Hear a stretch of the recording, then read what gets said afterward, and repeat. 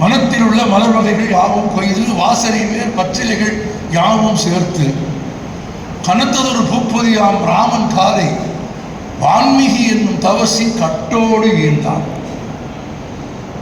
இனத்தையெல்லாம் ஆய்ந்தறிந்து இணைத்து கோர்த்து இனத்தையெல்லாம் ஆய்ந்தறிந்து இணைத்து கோர்த்து இடையே கிடந்த மாசு மருவு யாவும் நீக்கி தனித்த மனம் அறம் திகழும் மாலையாக்கி தரணிக்கே சூட்டி வைத்தான் கம்பன் தானே. நிறைந்த அவைக்கு தலை தாழ்ந்த பணிவான வணக்கம். நண்பர்களே, ஒரு சிறிய அறிமுகம் நான் இந்த அரங்கத்தில் சொல்லிவிட்டு பிறகு எனக்கான தலைப்பில் பேச விரும்புகிறேன். 2002ஆம் ஆண்டிலிருந்தே பொது மேடைகளில் நான் கம்பனை பற்றி பேச ஆரம்பித்திருந்தேன்.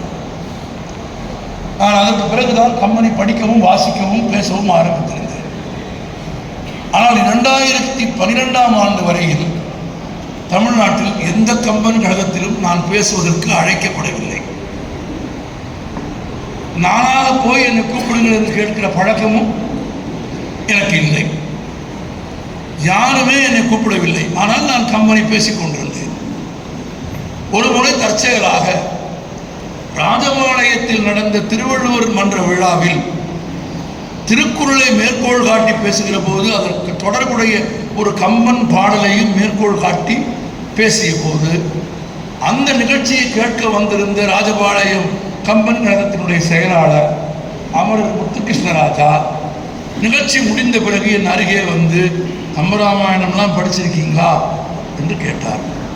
கொஞ்சம் படிச்சிருக்கேன் என்றேன். எங்கள் கூட்டத்துக்கு கூப்பிட்டா வருவீங்களா என்று கேட்டார். வருகிறேன் என்றேன். 2012ஆம் ஆண்டு செப்டம்பர் மாதம்தான் நான் பங்கேற்ற முதல் கம்பன் விழா ராஜபாளையம். அதற்கு முன்பு எந்த கம்பன் விழாவிலும் நான் பேசுனதில்லை, அழைக்கப்பட்டதில்லை. முதல் கூட்டம் ராஜபாளையம். நிகழ்ச்சியில் என்னோடு வேறு சில சான்றோர்களும் பேசினார்கள்.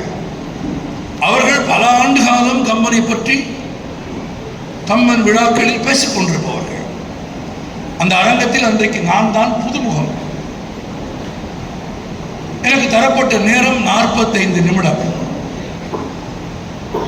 இதே போல கூட்டம் நடந்த போது கூட்டத்தின் முன் வரிசையில் அமர்ந்த இந்த ஒருவர் பேசுகிறவர்கள் கம்பராமாயண பாடலை சொன்னால் அவரும் சேர்ந்து முணுமுணுப்பதை நான் பார்த்தேன்.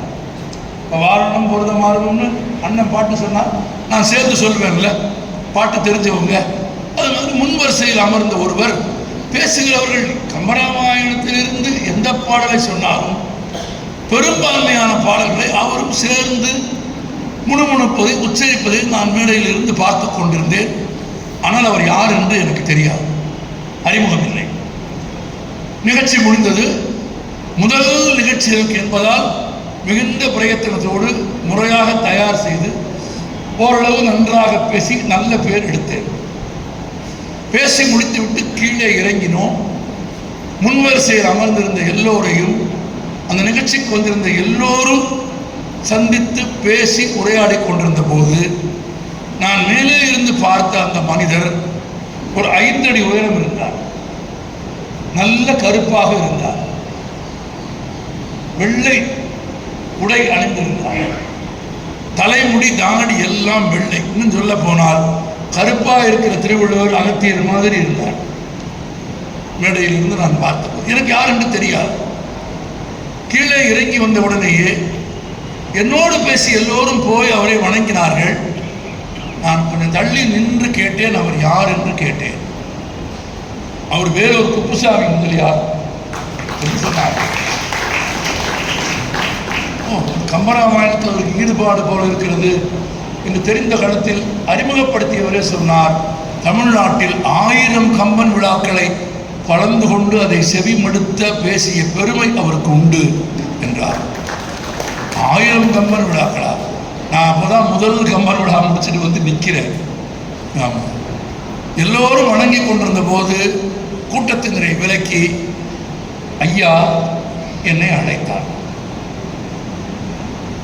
நான் அவரை நெருங்கி போனேன், வணக்கம் சொன்னேன். என் உயரத்திற்கு தன் கைகளை உயர்த்தினார். அவருக்கு உதவியாக இருக்கட்டும் என்று நான் கொஞ்சம் குனிந்தேன். 2 தோளையும் கை வைத்துக் கொண்டு நான் சொல்லுகிற அவ்வளவு வார்த்தையும் என் மொழியின் மீது, என் சொற்களின் மீதான சத்தியம். இன்னும் சாட்சியாக இருக்காங்க. ராஜபாளையம் கம்பன் கழக செயலாளர் உமாசங்கரை கேட்டால் நான் சொன்னது உண்மை என்று சொல்வார். என் 2 தோள்களிலும் கை வைத்து என்னை தன் பக்கத்தில் இழுத்து குப்புசாமி முதலியார் என் முகம் பார்த்து சொன்னார், எனக்கு மிகுந்த மகிழ்ச்சியாக இருக்கிறது. 40-50 ஆண்டுகளுக்கு பிறகு நான் கம்பன் விழா மேடையில் என் ஜீவாவை பார்த்தேன் என்று சொன்னார். அதை கலங்கிய கண்களோடு சொன்னார், நான் ஜீவா அளவுக்கு உயரமானவன் இல்லை என்று எனக்கு நன்றாக தெரியும்.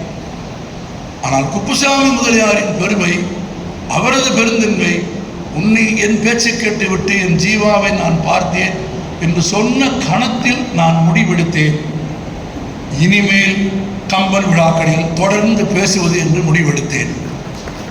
இந்த 12 ஆண்டுகளில் அண்ணன் சொன்னது போல் உலகத்தின் பல நாடுகளில் தமிழ்நாட்டில் நடைபெற்ற பெரும்பான்மையான கம்பன் கழக கூட்டங்களில் நான் கலந்து கொண்டு இருக்கிறேன், கலந்து கொண்டு விட்டேன் என்பது எனக்கு மகிழ்ச்சியாக இருந்தாலும், என் ஜீவாவை நான் பார்த்தேன் என்று என் முதல் கூட்டத்தில் கலங்கிய கண்களோடு சொல்லி என்னை வாழ்த்திய குப்புசாமி முதலியார் தொடங்கிய வேலூர் கம்பன் கழகத்தில் பேசுவதைத்தான் என் வாழ்நாளின் பெரும் பேராக கருதுகிறேன்.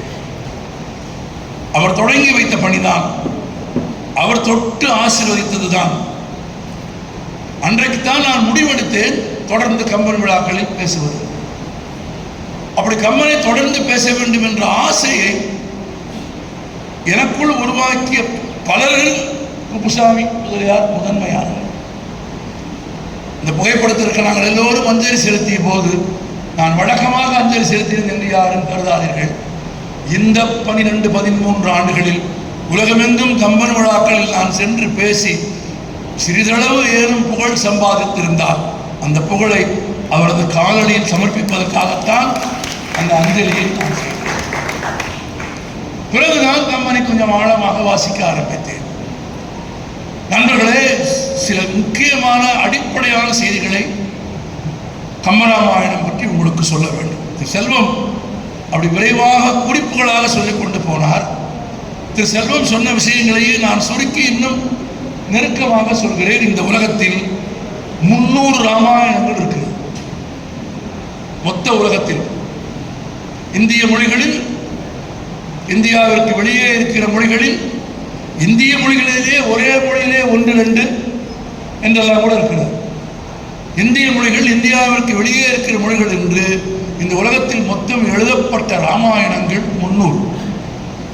எழுதப்பட்ட 300 ராமாயணங்களுக்கும் முதல் நூல், தொடக்க நூல் வடமொழியில் வால்மீகி எழுதிய ராமாயணம். அதனாலே அதை ஆதி காவியம் என்பார்கள், அதை முதல் நூல் என்பார்கள். கம்பனும் அதை பெருமைப்படுத்துகிறான். ஆனால் வால்மீகிக்கு முன்பும் இந்தியாவில், இந்திய மக்களில், இந்திய வாழ்க்கையில் பேசப்பட்டு கொண்டே இருந்த ஒரு கதை ராமாயணம். மரபாக இந்திய மக்களின் வாழ்க்கையில் நீண்ட காலமாக பேசப்பட்ட ஒரு கதையைத்தான் வால்மீகி முதலில் வடமொழியில் எழுதுகிறார். வால்மீகி வடமொழியில் எழுதியதற்கு பிறகு அதை பின்பற்றி, அதை அடியொற்றி உலகில் 300 மொழிகளில் ராமாயணம் எழுதப்பட்டிருந்தாலும் முதல் நூலான வால்மீகியையும் கடந்த புகழ்பெற்ற ஒரு படைப்பு இந்த உலகத்தில் உண்டென்றால் தமிழில் கவிச்சக்கரவர்த்தி கம்பன் ஆக்கிய கம்பராமாயணம். அளவிலும் அழகிலும் இன்றைக்கும் உலகின் காப்பியங்களில் கம்பராமாயணத்திற்கு இணையான ஒரு காப்பியம் இல்லை என்று வரகநேரி வெங்கட சுப்பையர் என்று அழைக்கப்பட்ட வாவேசு ஐயர், ஆங்கிலம் படித்த ஆங்கிலேசு ஐயர், ஆங்கில காப்பியங்களையும் கிரேக்க காப்பியங்களையும் மூல மொழியில் படித்த வாவேசு ஐயர் ஆங்கிலத்தில் எழுதிய புத்தகத்தை திரு செல்வம் மேற்கோளாக காட்டினார். வாவேசு ஐயர் எழுதினார், உலகின் எந்த காப்பியத்தோடு ஒப்பிட்டாலும் எல்லா காப்பியங்களையும் கடந்த பெருமை உடையது கம்பராமாயணம். மூல நூல் வடமொழியிலே வான்மீகி. 300 மொழிபெயர்ப்புகள் இருக்கிறது. ஆனால் கம்பன் செய்தது மொழிபெயர்ப்பு அல்ல. கம்பன் செய்தது மொழி ஆக்கம். Translation is different from transcreation. Kamban சொல்லுக்கு சொல் வடமொழியிலே இருந்து மொழி மாற்றம் செய்யவில்லை. மாறாக வடமொழியில் காப்பியத்தை படித்துவிட்டு தமிழர் பண்பாடு, தமிழர் நாகரிகம், தமிழர் வாழ்க்கை முறை, தமிழர் இயற்கை குறித்த அறிவு இவற்றை அனைத்தையும் இணைத்து ஏறக்குறைய மொழிபெயர்ப்பு நூல் என்று சொல்ல முடியாத மூல காப்பியத்திற்கு இணையான ஒரு காப்பியத்தை தமிழில் கம்பன் படைத்தான். நிறைய மாற்றங்களை கம்பன் செய்கிறான். சில முக்கியமான மாற்றங்களை நான் தேடினேன், கண்டேன் சொல்கிறேன். அதான் தலைப்பு. அந்த காப்பியத்திற்குள் தேடினேன். வால்மீகி எழுதிய ராமாயணம் ஒரு துன்பியல் காப்பியம், டிராஜடி. வால்மீகி ராமாயணத்தின் இறுதி காட்சி என்ன என்று கேட்டால், ராமன் இறந்து போவதாகத்தான் வால்மீகி ராமாயணம் முடிகிறது. அதிலும் ராமன் தன்மரணம் செய்து கொள்வதாக முடிகிறது. உங்களுக்கு தெளிவாக சொல்ல வேண்டும் என்றால் தற்கொலை செய்து கொள்வதாகத்தான் வால்மீகி ராமாயணம் முடிகிறது. ஆற்றிலே போய் வீழ்ந்து ராமன் தன்னைத்தான் மாய்த்துக் கொள்வதாகத்தான் வால்மீகி ராமாயணம் முடிகிறது. நண்பர்களே, உலகத்தில் இந்தியாவின் பெரிய காப்பியங்கள் 2, ஒன்று ராமாயணம், இன்னொன்று மகாபாரதம். 2மே துன்பியல் காப்பியங்கள், 2மே டிராஜடி. ராமாயணம் ராமன் தற்கொலை செய்து கொள்வதில் போய் முடிகிறது. மகாபாரதம் கிருஷ்ணன் ஒரு வேடனின் அம்பால் கொல்லப்படுவதிலே போய் முடிகிறது. துன்பியல் காப்பியமாக வால்மீகி எழுதிய காப்பியத்தை தமிழுக்கு மொழிமாக்கம் செய்கிற போது கம்பன் செய்த முதன்மையான வேலை துன்பியல் காப்பியமாக, டிராஜடியாக முடியும் ராமாயணத்தை இன்பியல் காப்பியமாக, காலிலிருந்து ராமன் திரும்பி மணிமுடி சூடும் அந்த காட்சியோடு நிறுத்தி கொண்டார். அதை மாற்றுகிற மன வலிமை கம்பனுக்கு இருந்தது. 2வது பெரிய மிக முக்கியமான மாற்றம் கம்பனிடத்தில் நீங்கள் கவனிக்க வேண்டும். வான்மீகியிலிருந்து தமிழுக்கு மாற்றம் செய்கிற போது வான்மீகி வடமொழியில் கதாபாத்திரங்களுக்கு வைத்த அனைத்து பெயர்கள்னா கதாநாயகன் முக்கியமான கதாபாத்திரங்கள் மட்டுமல்ல, மொத்த காப்பியத்திலும் ஒரே ஒரு காட்சியில் ஒரே ஒரு பாடலில் வந்து போகிற கதாபாத்திரத்திற்கு கூட 10,500 பாட்டில் ஒரே ஒரு பாட்டில் வந்து ஒரே ஒரு வார்த்தை கூட பேசாமல் போகிற ஒரு கதாபாத்திரத்திற்கு கூட மொத்தமாக வான்மீகியிலிருந்து தமிழுக்கு மொழி ஆக்கம் செய்கிற போது வான்மீகி வடமொழியில் வைத்த அனைத்து பெயர்களுக்கும் தமிழ் பெயர் சூட்டி அதை தமிழ் காப்பியமாக்கிய பெருமை கம்பனுக்கு. வான்மீகில லக்ஷ்மண், தமிழ்ல இலக்குவன். வான்மீகில தசரத், தமிழில் தயரதன். ஹீரோ பேரே அங்க என்ன? ராம். தமிழில் மொழி முதலில் ரகரம் வராது.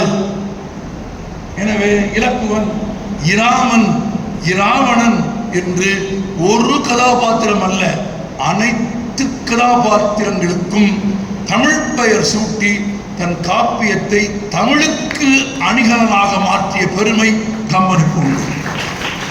இந்த இடத்தில் ஒன்றை நினைவில் வைத்துக் கொள்ளுங்கள். இப்படி விருப்பம் போல்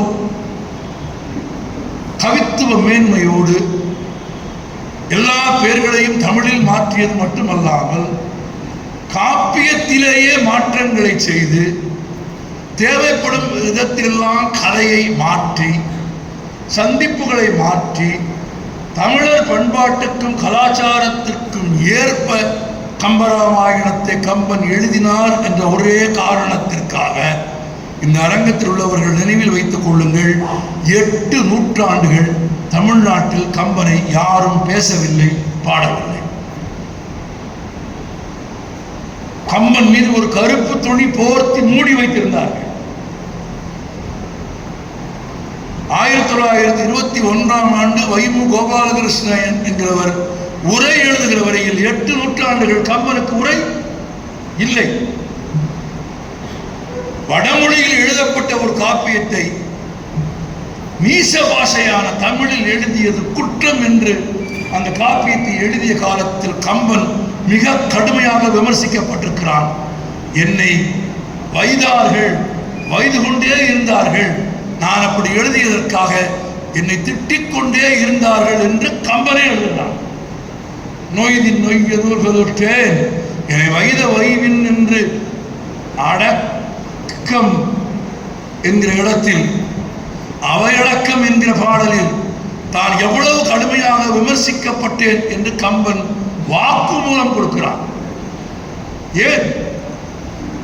வடமொழி தேவ பாஷை, தமிழ் நீச பாஷை. தேவ பாஷையில் எழுதிய காப்பியத்தை நீ எப்படி தமிழில் எழுதலாம்? நீ எப்படி மாற்றங்கள் செய்யலாம்? சாதாரண மாற்றங்கள் இல்லை, எவரும் நினைத்து பார்க்க முடியாத மாற்றங்கள். நீங்கள் உங்களுக்கு எல்லாருக்கும் தெரிந்த சில செய்திகள். ராமாயணத்தில் மானை பார்த்து எனக்கு மான் வேண்டும் என்று சீதை கேட்டதற்கு பிறகு, மானை பிடிப்பதற்காக ராமன் போன பிறகு மாரீசன் ராமா ராமா என்று குரல் எடுத்து அபய குரல் எடுத்ததற்கு பிறகு ராமனுக்கு ஏதோ தீங்கு நேர்ந்து விட்டது என்று நினைத்து இலக்குவனை போய் ராமனை தேடுமாறு யார் சொல்கிறார்? சீதை சொல்லுகிறாள். அப்படி சொன்ன உடனேயே புறப்பட்டு போகிற இலக்குவன் என்ன செய்கிறான்? சொல்லுங்க. எல்லாருக்கும் தெரிஞ்ச கதை, ஒரு கோடு போடுறான். ஆமா, வால்மீகியில் தான் கோடு, கம்பராமாயணத்தில் கோடு இல்லை. வால்மீகி தன் காப்பியத்தில் போட்ட கோட்டை கம்பன் துணிச்சலாக தன் எழுத்தாணியால் அழித்தார். ஏன் அழிச்சது கம்பன் கேட்டபோது கம்பன் சொன்னான், ராமனுக்கு தீங்கு நேரும் என்று சீதையை அஞ்சி போக சொல்லுகிறாள். அன்னைக்கு உத்தரவு போடும் இடத்தில் இளையவன் இருக்கக்கூடாது என்பது ஒரு காரணம். இரண்டாவது, அப்படி அவன் கோடு போட்டு விட்டு போனதற்கு பிறகு சீதை அதை தாண்டி வந்தால் சீதைக்கும் பெருமை இல்லை, இலக்குவனுக்கும் பெருமை இல்லை. அதை தாண்டி வந்த சீதையை ராவணன் தூக்கி கொண்டு போனால் இலக்குவனுக்கு மரியாதை இல்லை. எனவே சீதையின் பெருமையை, ராவணனின் பெருமையை, இலக்குவனின் பெருமையை, காப்பியத்தின் பெருமையை அழிக்கும் அந்த கோட்டை கம்பன் அழித்தான். சட்டக்கு அழிச்சிட்டான், தயங்கவே இல்லை. இது மாதிரி 1-2 தான் கிடையாது. நீங்கள் அழகாக சொன்னீர்கள். 2 பேரும் பார்த்த காட்சி, சீதையும் ராமனும் சந்திக்கும் காட்சி. வால்மீகி ராமாயணத்தில் ராமனுக்கும் சீதைக்கும் திருமணம் நடந்த போது சீதைக்கு வயது 6, குழந்தை திருமணம். ராமனுக்கு வயது 12. 12 வயது ராமனுக்கும் 6 வயது சீதைக்கும் திருமணம் நடப்பதாகத்தான் வால்மீகி எழுதினார். அதில் காதலே இல்லை. அந்த காலத்து கடிமண முறை, வில்லை எவன் முறித்திருந்தாலும் சீதை கட்டியாக வேண்டும், எவன் முறித்திருந்தாலும் சீதை கட்ட வேண்டும் என்றால் ராமனுக்கு என்ன மரியாதை, சீதைக்கு என்ன மரியாதை? காப்பியம் எழுதும்போது கம்பன் முடிவெடுத்தான், 6 வயது 12 வயது என்பதை மாற்றி இருவரும் பருவம் அடைந்ததற்கு பிறகு முந்தைய மூல காப்பியத்தில் இல்லாத ஒரு காதல் காட்சியை உங்கள் எல்லோருக்கும் தெரிந்த அவர் சொன்ன அண்ணனும் நோக்கினான் அவளும் எனக்கு தெரியும். இந்த 2 வரி தெரியாத தமிழனே கிடையாது. அது கம்பராமாயணமா இல்லைன்னு கூட தெரியாது. ஆனா அண்ணனும் நோக்கினான் அவளும் நோக்கினான் தெரியும். இந்த அண்ணனும் நோக்கினான் அவளும் நோக்கினான் என்கிற அழகான காதல் காட்சி மூல காப்பியத்தில் இல்லை. அங்கு தேடினால் அது காணவில்லை, இங்கு தேடினால் கம்பன் அந்த காதல் காட்சியை நடத்துகிறான். பருவம் அடைந்த நிலையில் தனக்கு ஒரு துணை வேண்டும் என்ற வயதை எட்டிய சீதையும், பருவம் அடைந்து தனக்கு ஒரு துணை வேண்டும் என்று கருதிய ராமனும் சந்திப்பதாக ஒரு காட்சி வைக்கிறான். அப்படி ஒரு அழகான காட்சி அது. அந்த காட்சியினுடைய மறுநாள் தான் நடக்கிறது, சுயம்பரம் நடக்கிறது. வில்லை முறிக்க வேண்டும்.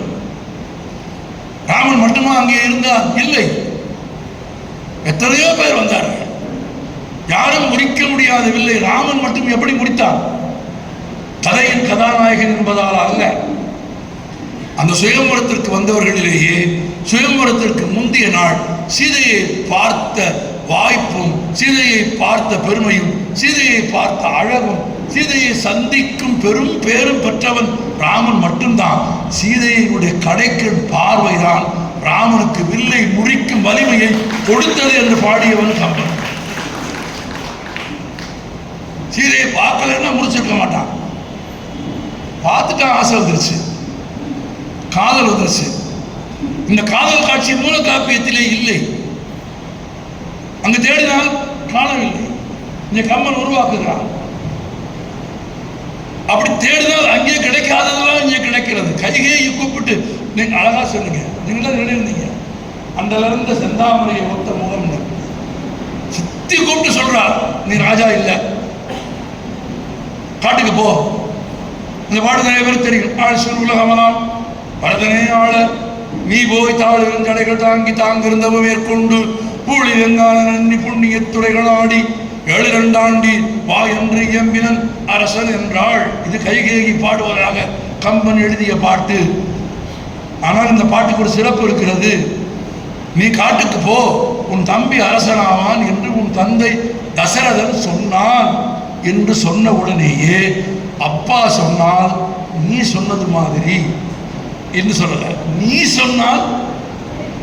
நீ சொன்னால் அப்பா சொன்னது மாதிரி, பரதன் ஆண்டால் நானே ஆண்டது மாதிரி என்று சித்தி சொன்னதை கேட்டுக்கொண்டு அப்படியே காட்டுக்கு போகும் ராமன் தான் கம்பரா. வான்மிகள் அப்படி இல்லை. வான்மிகள் அவன் நேரா அப்பா பார்க்க போறான். என்னப்பா சித்தி இப்படி ஒரு குண்டை தூக்கி போடுது, நான் காட்டுக்கு போகணும், பரதன் அரசனாகணும்னு சித்தி சொல்லுதே அப்படின்னு போய் தசரதனை போய் ராமன் பார்க்கிறான். வான்மிகியில ஆச்சரியம் பாருங்க. வான்மிகியில தசரதன் சொல்கிறான், ஆமா மகனே தெரியாமல் ஒரு வரம் கொடுத்து விட்டேன், அவள் இப்போது வேண்டும் என்று கேட்டாள், கொடுத்து விட்டேன். 2 வரங்கள், ஒன்றில் பரதன் நாடாள வேண்டும், இன்னொன்று காட்டுக்கு போக வேண்டும் என்று வேறு வழி இல்லாமல் கொடுத்து விட்டேன் மகனே. இது யார் சொல்றா? மூல காப்பியத்தில் வான்மிகி எழுதிய ராமாயணத்தில் தசரதர் சொல்கிறான், மகனே ராமா, இது கைகேயிக்கும் எனக்குமான விஷயம், உன்னை கட்டுப்படுத்தாது. நீ குடும்பத்தில் மூத்தவன், நீ திரும்ப போய் நீயாச்சு உன் பொண்டாட்டியாச்சு, நீயாச்சு வரமாச்சு, அது என்னை கட்டுப்படுத்தாது, நான் தான் ராஜா என்று சொல்லிவிடு என்று சொல்லுவதாக ஒரு காட்சி வான்மீகத்தில் இருக்கிறது. கம்பன் அதை நீக்கினான். ஏன் தெரியுமா?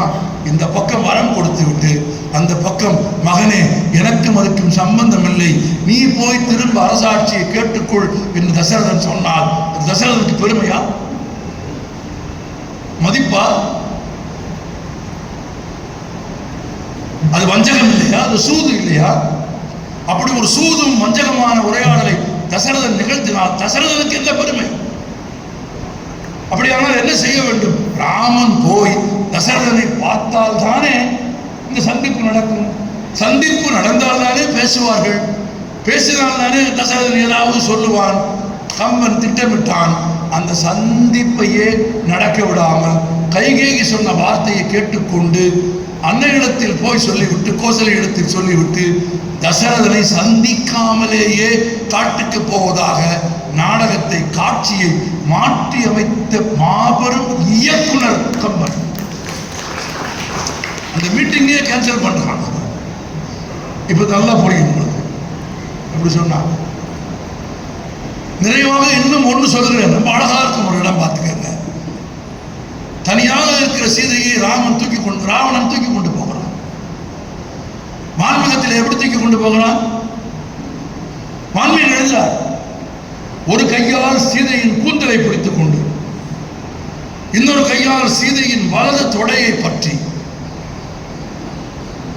அப்படியே தன் 2 கரங்களால் சீதையின் உடம்பை, தலைமுடியையும் தொடையையும் பிடித்து தூக்கி தன் தேரில் இருத்தி ராவணன் கொண்டு போனான் என்று வால்மீகி எழுதினார்.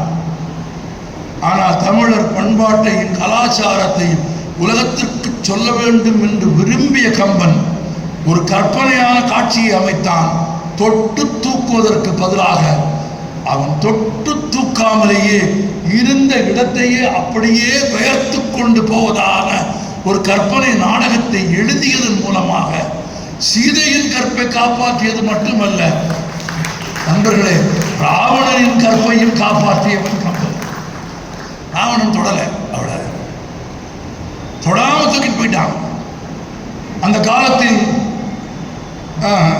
பத்மநாருக்கு தெரியும், ரத்ன சபாபதிக்கு தெரியும், சந்தானகிருஷ்ணன் சாருக்கு தெரியும், நீண்ட காலமாக கம்பனை கவனிக்கிறவர்களுக்கு தெரியும். அந்த காலத்தில் ஒரு விமர்சனம் சொன்னார்கள். தலைமுடியையும் தொடையையும் பிடித்து தூக்கி கொண்டுதான் ராவணன் போனான் என்கிற உண்மையை வால்மீகி எழுதினான். அந்த உண்மையை மறைத்து இருந்த இடத்தில் தரையோடு தூக்கி கொண்டு போவதாக கம்பன் எழுதினான். வால்மீகி மெய் உரைத்தான், கம்பன் பொய் உரைத்தான் என்று படித்தார்கள். படித்தார்களோ? ஆம், கம்பன் பொய் உரைத்தான். வள்ளுவரிடமிருந்து கற்றுக்கொண்ட கம்பன் பொய் உரைத்தான். குறை தீர்ந்த நன்மை பயக்குமெனின் பொய்மையும் வாய்மை இழத்த என்பதாலும் வாய்மை எனப்படுவது யாதெனின் யாதொன்றும் தீமையில்லாத சொலல் என்றும் தெரிந்து கொண்டதால் தொட்டு தூக்காமல் இருந்த இடத்திலிருந்து அப்படியே தூக்கி கொண்டு போக வேண்டும் என்று ஒரு புதிய கற்பனையை, அதுவரை உலக இலக்கியத்தில் எங்கும் பார்த்திராத ஒரு கற்பனையை தன் காப்பியத்தில் எழுதியதன் மூலம் சீதையின் மானத்தை மட்டுமல்ல, ராவணனின் மாண்பையும் காப்பாற்றிய பெருமை கம்பனுக்கு உண்டு. ஏறக்குறைய 48,000 கன்னிகள் வால்மீகி ராமாயணம், 10,500 பாடல் கம்பராமாயணம். அந்த காப்பியத்தில் தான் முக்கியம் என்று வால்மீகி விரித்து சொன்ன பலவற்றை கம்பன் தொகுத்து சொல்கிறான் 2 வரியில. ஒரு காட்சியை சொல்கிற போது குறிப்பாக 2 வரங்களை தசரதனிடமிருந்து கைகேயி பெறுவதற்கு காரணமான ஒரு யுத்தம் இருக்கிறது. அந்த யுத்தத்தில் தசரதனுக்கு தேர் ஓட்டுகிறாள் கைகேயி. தேர் ஓட்டுகிற போது தேர் சக்கரம் முடிகிறது. அந்த அச்சில் தன் விரல் கொடுத்து தசரதனை காப்பாற்றுகிறாள். அதனால் தசரதன் அவளுக்கு 2 வரம் கொடுக்கிறான் என்பது கதை. அந்த போரை பற்றி, அந்த போரில் நடந்த செய்திகளை பற்றி, அந்த போரில் கைகேயின் கதாபாத்திரத்தை பற்றி, தசரதன் வரம் கொடுத்ததை பற்றி பல 100 வரிகளில் வால்மீகி பாடுகிறார். ஆனால் கம்பன் அதை அவ்வளவையும் தொகுத்து இணைத்து 2 வரிகளில் பாடிவிட்டு போய்விடுகிறான். ஏனெனில் தான் சொல்ல வந்த காப்பியத்திற்கு அது தடையாக இருப்பதாகவும், அது நீளமாக இருப்பதாகவும், அது பொருத்தமற்றதாக இருப்பதும் கருதுகிறான், சுருக்கி விடுகிறான். எங்கே வால்மீகி சுருக்கினாரோ அதை பொருத்தமுடையது என்று தமிழுக்கு கருதினால் அதை விரிக்கிறான், அதை பெரிதிப்படுத்துகிறான். சம்பாசுர யுத்தத்தை சுருக்கிய கம்பன், இதை தேடினேன் கண்டேன் உங்களுக்கு சொல்கிறேன். சம்பாசுர யுத்தம் விரிவாக வால்மீகியில் பேசப்படுகிறது. அதை தமிழில் சுருக்கிய கம்பன் மனாமர படலத்தையும் இரண்ய வதை படலத்தையும் 2 வரிகளில் வால்மீகி பாடிவிட்டு போக விரித்து விரித்து விரித்து பாடுகிறான் கம்பன். நண்பர்களே, நான் இன்னும் நிறைவாக சொல்கிறேன். வால்மீகியில் ராமனுக்கு இறைச்சி உண்ணும் பழக்கம் இருந்தது. சீதை மான் வேண்டும் என்று கேட்டது வளர்ப்பதற்காக அல்ல, அவ்வளவுதான். ஆமா, வளர்ப்பதற்காக என்றால் வலை வீசித்தானே பிடிக்க வேண்டும். நான் ஆன்மீக ராமாயணத்தை சொல்கிறேன். வளர்ப்பதற்காக என்றால் வலை வீசித்தான் பிடிக்க வேண்டும். அம்பை வீழ்த்துவது எதற்கு? அது அவங்க புரிஞ்சுக்கங்க. அப்ப இறைச்சி உண்ணும் பழக்கம், அதுவும் மான்கறி சாப்பிடும் பழக்கம் சீதைக்கும் ராமனுக்கும் இருந்திருக்கிறது என்று வால்மீகி ராமாயணம் சொல்லுகிறது. ஆனால் பௌத்தம் வளர்ந்து, சமணம் வளர்ந்து, வைணவம் நிலை பெற்று சைவம் உயர்ந்ததற்கு பிறகான 12ஆம் நூற்றாண்டில் தன் காப்பியத்தை எழுத வந்த கம்பன், தன் காப்பியத்தின் கதாநாயகன் பிற உயிர்களை கொன்று தின்பவனாக இருக்கக்கூடாது. வள்ளுவன் சொல்லும் கொல்லான் புலாலை மறுத்தானை எல்லா உயிரும் கைகூப்பி தொழும் என்கிற புலால் உண்ணாமை என்கிற தத்துவத்தை ராமன் கடைபிடிக்க வேண்டும் என்பதற்காக மூல காப்பியத்தில் அசைவ உணவு பழக்கமுடைய ராமனையும் சீதையையும் தமிழில் காப்பியம் எழுதுகிற போது சைவ உணவு பழக்கம் உள்ளவர்களாக மாற்றினான் என்றால், நான் ரொம்ப சுருக்கமாக சொல்கிறேன், ராமன் என்ன சாப்பிட வேண்டும் என்று தீர்மானித்தது கம்பன். அவ்வளவுதான். அந்த அளவுக்கு காப்பியத்தில் மாற்றங்களை செய்த வலிமை கம்பனுக்கு இருந்தது. கவித்துவ மேன்மை கம்பனுக்கு இருந்தது. எல்லாரும் சொல்கிறார்கள், இந்த அண்ணனும் நோக்கினால் அவளும் நோக்கினால் காட்சியை எடுத்துக்கொள்ளலாம். எல்லாருக்கும் தெரிஞ்ச காட்சி தான் அது. ஆமாம். என்ன சொல்வார்கள் எல்லாரும்? ராமன் பார்த்தான், சீதை பார்த்தான், அண்ணனும் நோக்கினான் அவளும் நோக்கினான், இருவரும் மாறி இதயம் புக்கு எழுதினார். வள்ளுவன் கூட சொல்கிறார், கண்கடு கண்களை நோக்கோக்கின் வாய் சொற்கள் என்ன பயனும் இல்லை. சீதையை ராமன் பார்த்தான், ராமன் சீதையை பார்த்தான். இது மட்டும்தான் கம்பராமாயணத்தில் நடந்ததா என்று கேட்டால் இல்லை. வெறும் பார்வையால் மட்டுமே தான் சீதை மயங்கினாளா என்றால் இல்லை. பிறகு வேறு எதை பார்த்து சீதைக்கு ராமன் மீது காதல் வந்தது? வீதியில் விஸ்வாமித்திரன் நடந்து போகிறான். விஸ்வாமித்திரனுக்கு பின்னால் ராமன், ராமனுக்கு பின்னால் இலக்குவன், மேலே கன்னிமாடத்தில் சீதை. மறுநாள் சுயம்பரம். சுயம்பரத்தில் நான் சொன்னேன் அப்பதே, யாரும் முடிக்க முடியாதவில்லை. ராமன் ஏன் முடித்தான்? யாரும் பார்க்காத சீதையை அவன் தான் பார்த்திருந்தான். அதான் பாரதிதாசன் பாட்டு, காதலை ஏறும் காதல் கடைக்கண் பார்வை காட்டிவிட்டால் மண்ணில் குமரருக்கு மாமலையும் ஒரு கடுகாம் என்பது எப்போது உண்மையாகிறது? சீதை பார்த்தால் வில்லை ராமனால் முடிக்க முடிந்தது. இந்த இடத்துல ஒரு என்எஸ்கே சம்பந்தமான ஒரு நகைச்சுவையான ஒரு செய்தி சொல்ல வேண்டும். கலைவாணர் நாடகங்களை நடித்துக் கொண்டிருந்த காலத்தில் ஊர்களில் ராமாயண நாடகம் போடுவாங்க. எல்லா ஊர்லையும் ஒரு வாரம் 10 நாள் நடக்கும். இந்த காலத்தில் அப்படி ஒரு நாடகத்தில் என்எஸ்கே இருக்கார், நாடகம் நடக்குது. அந்த ஊர்ல அன்னைக்கு சீதா கல்யாணம். இன்னைக்கு நாடகம் ஊரே கூடி அமர்ந்து நாடகம் பார்த்துக்கிட்டு இருக்கு. இப்போ சீதா கல்யாணத்தில் என்ன செய்யணும்? வில்ல கொண்டு வந்து வைப்பாங்க. ஒவ்வொரு நாட்டு அரசனா வில்ல எடுக்க முயற்சி பண்ணுவான். யாராலையும் வில்ல முடிக்க முடியாது. யார் முடிப்பா? இன்னைக்கு பேச முடியும். யார் முடிப்பா? எத்தனை பேர் இருக்கீங்க? 2 பேர் தான் பேசுறீங்க. டீலாம் கொடுத்தீங்க, மைக் வேலை செய்யறா? அத்தனை பேர் இருந்து அந்த சபையில் வில்லை முடித்தது யார்? எதுக்கு தாய்மொழியை பேசுறதுக்கு எதுக்கு இவ்வளவு கூச்சம்?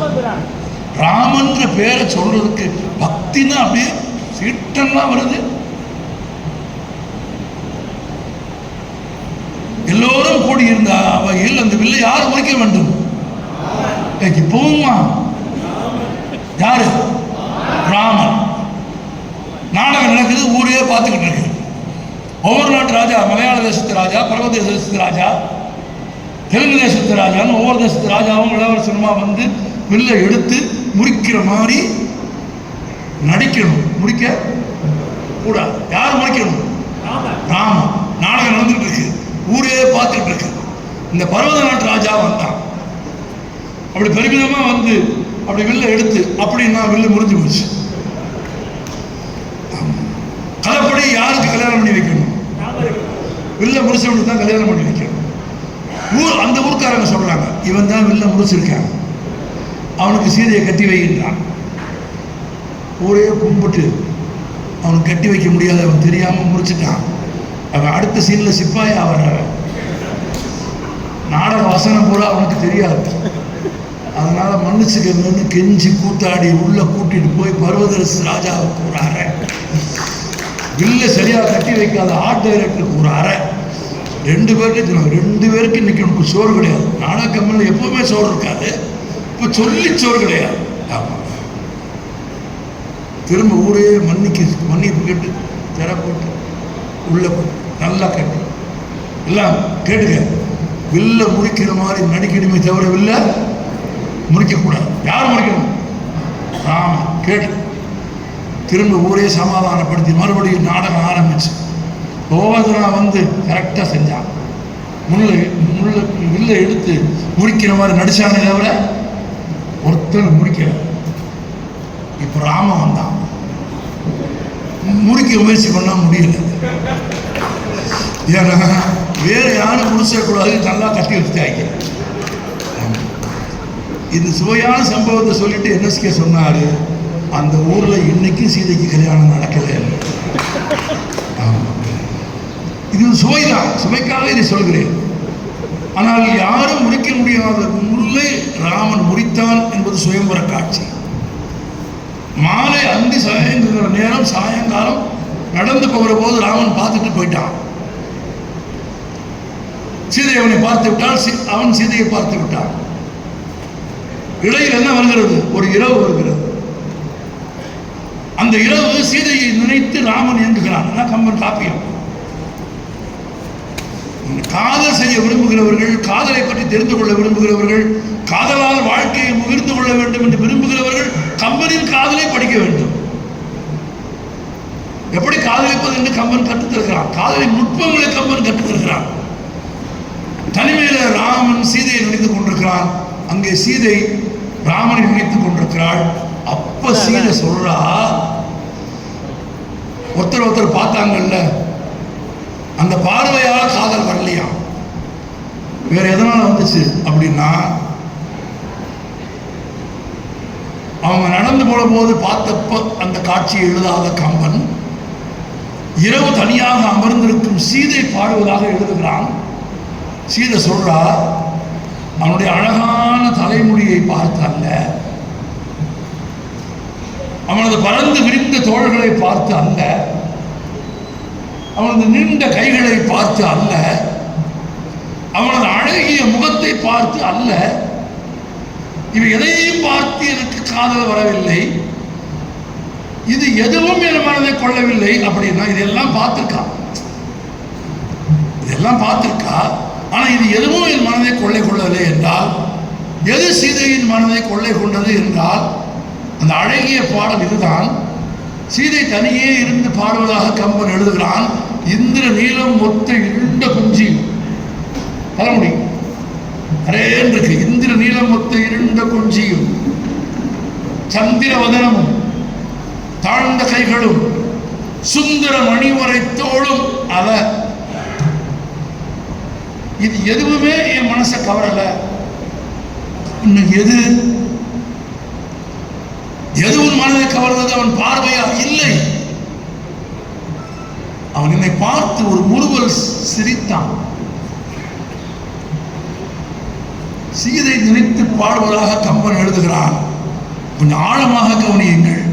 இந்திர நீலம் ஒத்த இருண்ட குஞ்சியும் சுந்தர வதனம் சந்திர வதனமும் தாழ்ந்த கைகளும் சுந்தர மணிவரை தோளுமே அல முந்தி என் உயிரை அம்முறுவல் உண்டது என்று எழுதுகிறான்.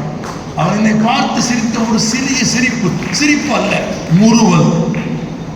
தமிழில் சிரிப்பு என்ற சொல்லுக்கும் முறுவல் என்ற சொல்லுக்கும் புன்னகை என்ற சொல்லுக்கும் வேறுபாடு உண்டு. என்ன வேறுபாடு? சிரித்தால் ஓசை வரும், முறுவலித்தால் ஓசை வராது, ஆடியோ கிடையாது. இவ்வளவுதான்.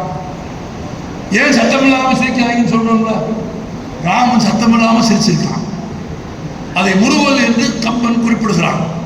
சீதை குறிப்பதாக கம்பன் எழுதுகிறான். முறுவல் சொல்றான். ஏன் முறுவல்? நடந்து வந்தவன் அவளை பார்த்தான். அவளை பார்த்ததுமே அவளை பார்த்து ஒரு புன்னகையை, ஓசை இல்லாத ஒரு முறுவலை ராமன் தருகிறான்.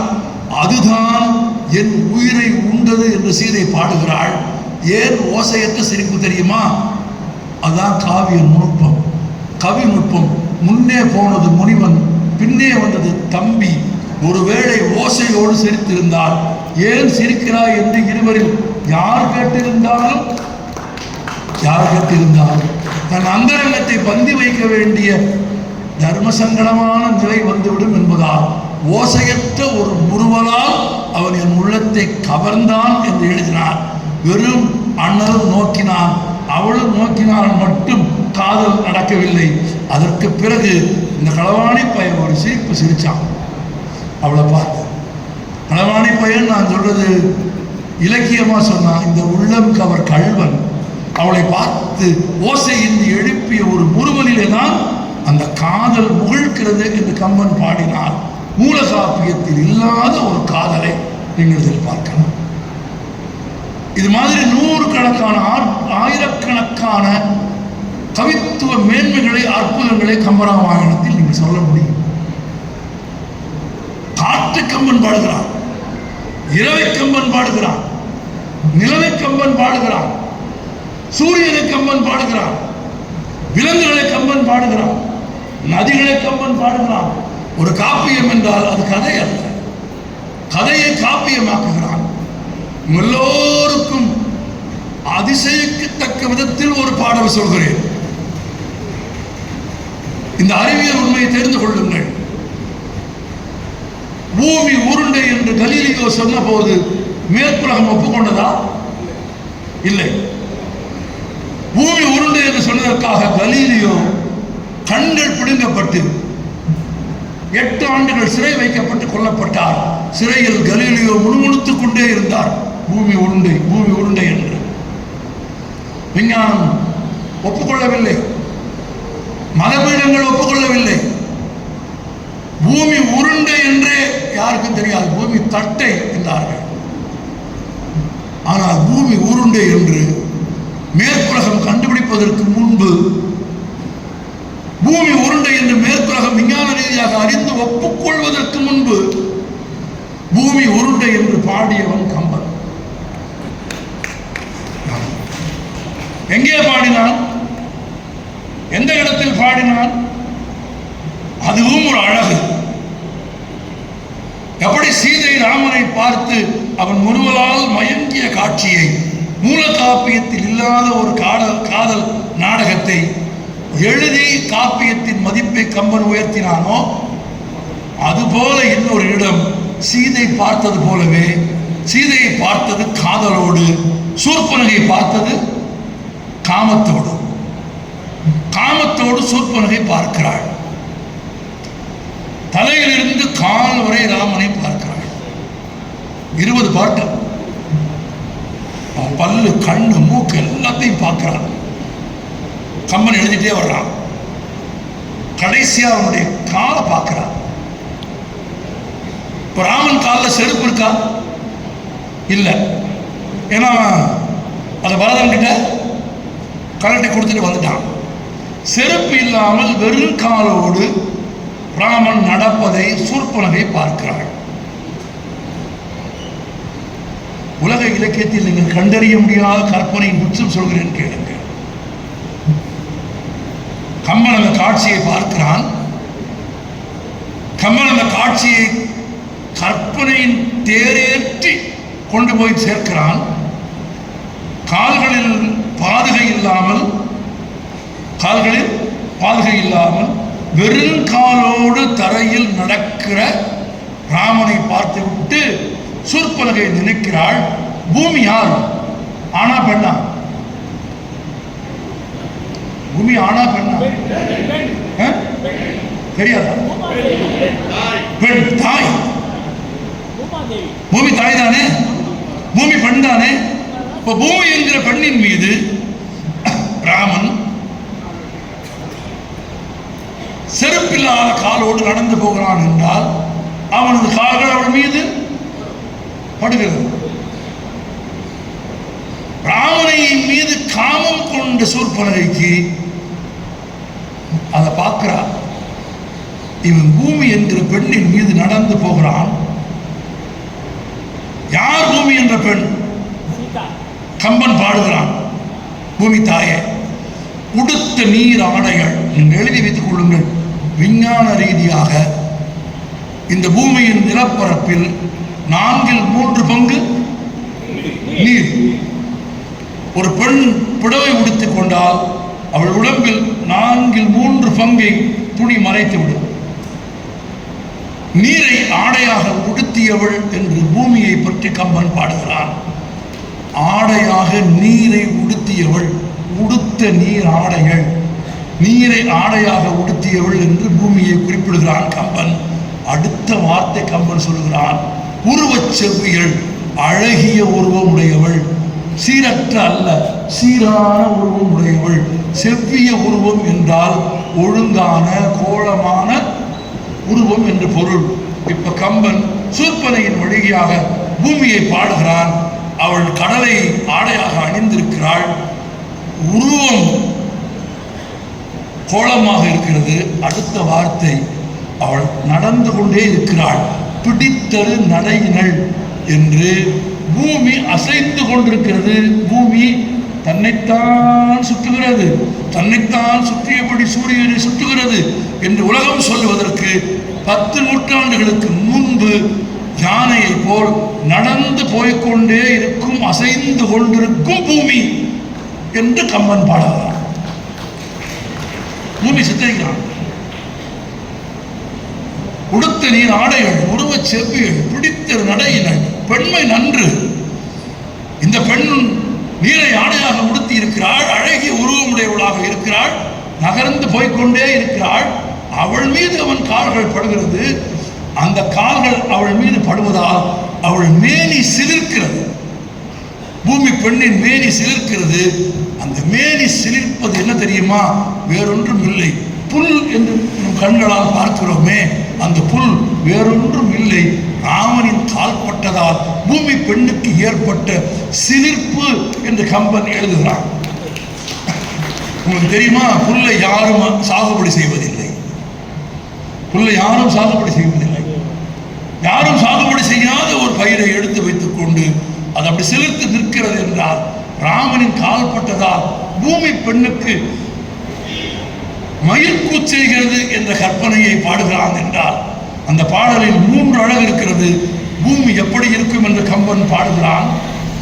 ராமன் பாதுகை இல்லாமல் இருக்கிற போது, அதை தொடுகிற போது அவளுக்கு மேனி சிலிர்க்கிறது என்று பாடுகிறான். அதை பொறுக்க மாட்டாமல் துன்புறும் சூர்ப்பனையும் துன்பத்தையும் நினைத்து பாடுகிறான்.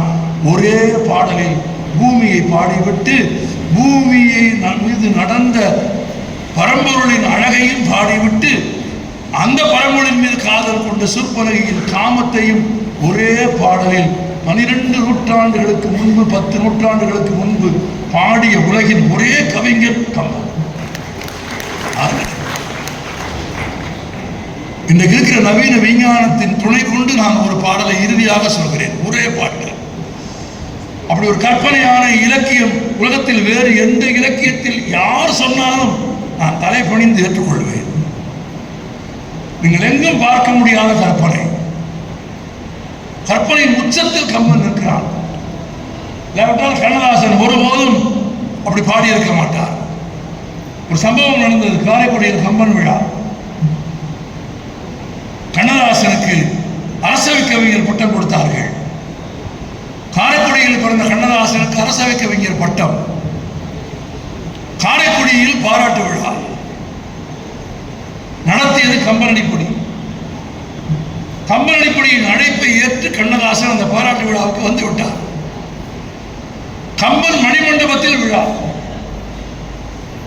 விழா நடக்கிற இடத்தில் வாசலில் எல்லோரும் காத்திருக்கிறார்கள்.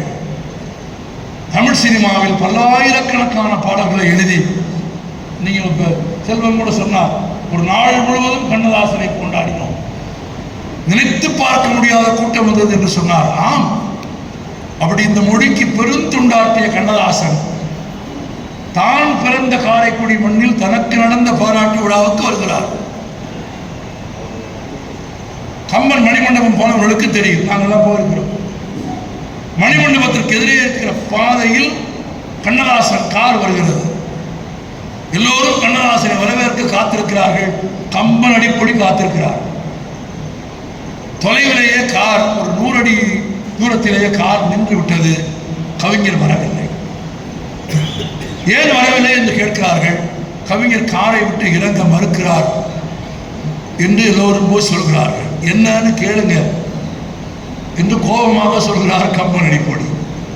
4-5 பேர் ஓடி வந்து கண்ணதாசனத்தில் கேட்கிறார்கள், என்னென்ன வாங்க, அது என்ன என்று கம்பன் மணிமண்டபத்தின் மேலே கட்டியிருந்த ஒரு பதாகையை காண்பித்து கண்ணதாசன் கேட்கிறார், அது என்ன என்று கேட்கிறார். வந்தவங்க சொல்றாங்க, உங்களை வரவேற்கிறதுக்காக கட்டணும். என்ன எழுதியிருக்கு? கவிச்சக்கரவர்த்தி கண்ணதாசனை வருக எழுதியிருக்கு. கண்ணதாசன் சொன்னார், இந்த உலகத்தில் கவிச்சக்கரவர்த்தி என்றால் கம்பன் மட்டும்தான். அந்த வரவேற்பு பதாகையை கலற்றினால்தான் நான் அரங்கத்திற்குள் வருவேன். நான் சாதாரணமான கவிஞர். கவி சக்கரவர்த்தி என்றால் இந்த உலகத்தில் கம்பன் மட்டும்தான். கண்ணதாசனை கவி சக்கரவர்த்தி என்று சொல்வதை ஒருபோதும் கண்ணதாசன் ஒப்புக்கொள்ள மாட்டான். வந்தவங்க சொன்னாங்க, கலட்டிடுறோம்னே, நீங்க வாங்க, நீங்க வர்றது இந்த பக்கம் வந்துட்டே இருங்க, அந்த பக்கம் ஏணியை போட்டு கலட்டிடுவோம்னாங்க. கண்ணதாசன் சொன்னார், இல்லை, நான் பார்க்க என் கண்களால் அதை நீங்கள் நீக்கிய பிறகுதான் அரங்கத்திற்குள் வருவேன். இல்லாவிட்டால் கம்பனுக்கு இழுக்கு செய்யும் ஒரு காரியத்தை கண்ணதாசன் செய்தான் என்கிற இழிவை எனக்கு சம்பாதித்து கொடுக்காதீர்கள் என்று இருகரம் கூப்பி கேட்டுக்கொண்டு அந்த பதாகையை நீக்கிய பிறகுதான் கண்ணதாசன் அரங்கத்திற்குள் போனார். தமிழில் கண்ணதாசனை விட பெரிய கவிஞர் யார்? அவர் போற்றி போடுகிறார் கவி சக்கரவர்த்தி. ஏன்? ஒரே ஒரு பாட்டு இந்த தலைமுறைக்காரர்களுக்கு, இளைஞர்களுக்கு தெரிந்து கொள்வதற்காக சொல்கிறேன். எல்லாருக்கும் தெரியும், ராமன் தான் ராவணனை கொன்றான், தெரியும். அம்பை தான் கொன்றான். ஒரு பாட்டு எழுதுகிறான் கம்பன், ராவணனின் உடலை துளைத்து, ராவணனின் உடலை துளைத்து வெளியேறி போய் போர்க்களத்தில் கிடந்த அம்புகளை கம்பன் பாடுகிறான். நான் ஒரு சின்ன எளிய உண்மை கேட்கிறேன், விஞ்ஞான உண்மை. ஒரு சிறிய குண்டூசியை எடுத்து கையில் குத்தி விட்டு எடுத்தால் அந்த குண்டூசியின் முனையில் நம் குருதி படுமா படாதா? போட்டுமா? நன்றியா? அதுக்கு இவ்வளவு படணுமா? நான் ஏங்க ஒரு உரையாடல் தாங்க, ஒரு குண்டூசி எடுத்து குத்திட்டு எடுத்தா கையில ரத்தம் படுமா படாதா? இதுல என்னங்க, நான் திரும்ப தயவு பண்ணி சொல்றேன். புத்தன் சொல்றான், மனித உடம்பில் 9 துவாரங்கள் இருக்கிறது. 9 துவாரங்களிலிருந்து வெளிப்படும் பொருட்களும் நறுமணமற்றதாக இருக்கிறது. வாயிலிருந்து வரும் சொற்களாவது நறுமணம் மிக்கதாக இருக்கட்டும் என்று சொல்கிறான். ஒன்று. இரண்டாவது, இந்த சமூகத்தில் நடத்தும் அனைத்து தீமைகளுக்கு காரணம் தீயவர்கள் அல்ல, நல்லவர்களின் மௌனம். உரையாட பழகுங்கள். நமக்குள் என்ன, நான் பணிந்துதானே கேட்கிறேன், மேடையில் நின்று கேட்கிறேன், இங்க இருந்தா தெரியுங்கிறதுக்காக தான் நிற்கணும். உங்களோட உயரமாக நான் வள்ளலார் மாதிரி தான், உயரத்தில் நிற்க அஞ்சினேன், கைவீசி நடக்க அஞ்சினேன், உரத்த குரல் எடுத்து பேச அஞ்சினேன். அவர் சொன்னதெல்லாம் எனக்கு உடன்பாடு தான், வேற வழியில் இங்க நின்னா தெரியும், அதுக்காக நிற்கிறேன். ஒரு குண்டூசி எடுத்து கையில குத்துனா குண்டூசியின் முன்னில் குருதி படுமா படாதா? ஒரு முறை மூச்சு விட்ட வேண்டியிருக்கு, படுமா படாதா? படும். அப்ப உடம்பை துளைத்து ஒரு ஆயுதம் போனால், அது தோட்டாவாக இருந்தாலும் கத்தியாக இருந்தாலும் எந்த ஆயுதமாக இருந்தாலும், உடலை துளைத்து ஒரு ஆயுதம் வெளியேறி போனால் அந்த ஆயுதத்தில் குருதி படுமா படாதா? படும். குருதி படாமல் மனித உடம்பை அல்லது ஒரு விலங்கின் உடம்பை எந்த ஆயுதமாவது கடந்து விட முடியுமா? முடியாது. இது அறிவியல் உண்மை. யாராவது தோட்டா சுட்டுட்டா கூட இந்த தோட்டா வெளியே போய் கிடந்தா இன்றைக்கு ஃபோரன்சிக் என்று சொல்லப்படுகிற ஆய்வு முறையில் அந்த தோட்டாவில் இருக்கிற குருதி யாருடையது என்று கண்டுபிடிக்க முடியும்.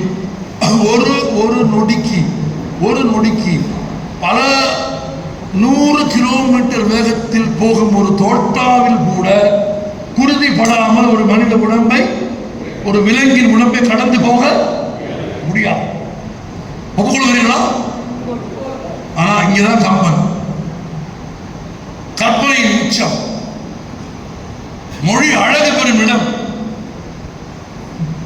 ஒரு கதை காப்பியமாகும் இடம், உலகம் வியக்கும் இடம், எந்த இலக்கியத்திலும் இடம்பெறாத அற்புதம். ராமன் எய்த அம்பு ராவணனின் உடலை துளைத்து போர்க்களத்தின் வெளியே போய் கிடந்தது.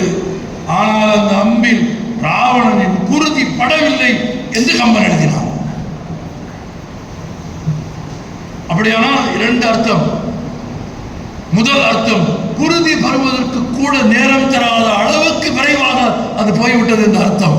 அப்படியானால் ஒரு பொருள், ஒரு ஆயுதம், ஒரு தோட்டா அல்லது ஒரு கத்தி, ஒரு அம்பு விரைவாக போவதற்கு, விரைவுக்கு இதுவரையில் இதற்கு இணையான இலக்கணம் உலக இலக்கியத்தில் உண்டா என்றால் இல்லை. குருதி படாமல் போய்விட்டது என்று எழுதினார். அவ்வளவு வேகமாக போய்விட்டது. அப்படி குருதி படாமல் போனது வேகத்தை குறிப்பதற்காக மட்டும் அல்ல. அந்த அம்பு ஏன் தன் மீது ராவணனின் குருதிப்படாமல் கடந்து போனது என்பதற்கு கம்பன் தரும் இன்னொரு நயம் இருக்கிறது. அதை நேரம் கொடுக்காமல் அவன் உயிரை பறித்துக் கொண்டு விரைந்து வெளியே போனது மட்டும் அல்ல, அந்த அம்பு கூட பிரம்மனை நோக்கிய ராவணனின் குருதி தன் மீது படுவதை விரும்பவில்லை என்று எழுதினான் பாருங்கள் கம்பன். அது கற்பனை. இது காப்பியத்தில் தேடினேன் கண்டேன். இன்றைக்கு தலைப்பே அதுதான், தேடினன் கண்டனன். உண்மையில் தேடினன் கண்டனன் என்கிற இந்த தலைப்பு சீதையை பார்த்த மாத்திரத்தில் அனுமன் பேசுவதாக. சீதையை பார்த்தவுடன் அனுமன் என்ன சொன்னான்? அறம் சாகவில்லை. சீதையை இப்படி சொல்ல, சீதை உயிரோடு இருக்கான்னு சொல்ல, உயிரோடு சீதையை பார்த்ததும் பார்த்த கணத்தில் அனுமன் சொன்னதாக கம்பன் எழுதினான். ஒன்றை நன்றாக நினைவில் வைத்துக் கொள்ளுங்கள்.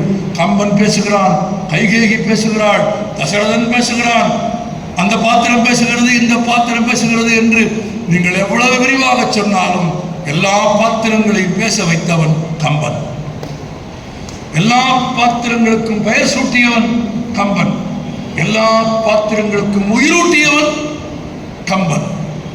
அனுமன் பார்த்தான், சீதை உயிரோடு இருக்கிறாள் என்று சொல்லவில்லை, அறம் உயிரோடு இருக்கிறது, அதனால் நானும் உயிரோடு இருப்பேன்.